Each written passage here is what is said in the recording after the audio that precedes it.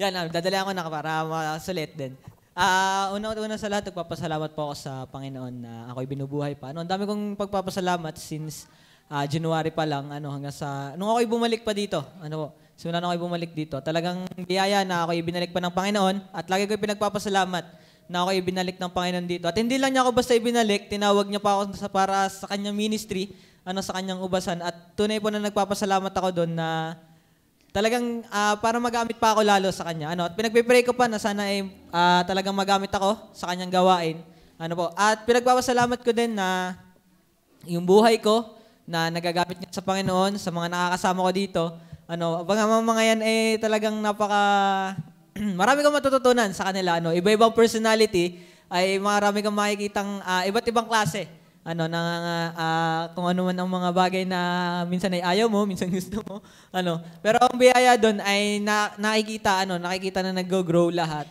At tunay na biyaya at nagpapasalamat. Nagpapasalamat din ako na sa mga aking family na bagaman kami ay ngayon na nakikita ko na binibiyayaan pa rin ng Panginoon sila. At gayon din sa aking sa Bible School din po, nagpapasalamat po ako sa mga tumutulong po, lalo sa higit sa lahat sa mga kapatiran na nanalangin. Yun po ay isang malaking bagay na po sa amin. Na kami pinagkasama nyo sa prayer. At syempre, ay kasama din namin kayo sa prayer. So ipanalangin nyo pa po kami lalo. Kami po mga manggagawa po dito. At pagpanalanganan po tayo. At salamat po sa inyo na patuloy po na nandito, kakasama. Marami pa akong gusto ipagpasalamat. At lalo sa akin personally, ang laki talaga nakikita kong pagbabago sa akin. Lalo sa karunungan na ibinibigay sa akin ng Panginoon.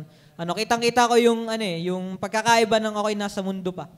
At saka ako ngayon na minsan kasi pagka nasa hindi ko na-gets. Minsan kasi yung mga usapan na yung mga kaedad ko, minsan nagtitingin pa ako sa mga GC ko, hindi ko na ma-gets.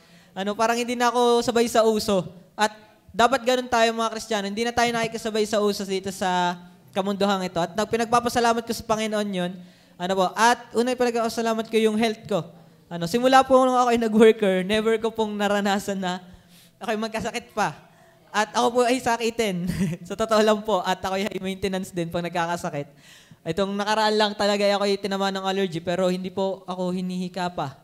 Biyaya po at ako hindi pa hinaha po. Biyaya po yun kasi ako po ay talagang mahina. Pero ang dami po namin ginagawa dito na alam ko na bibigay talaga ang katawan ko.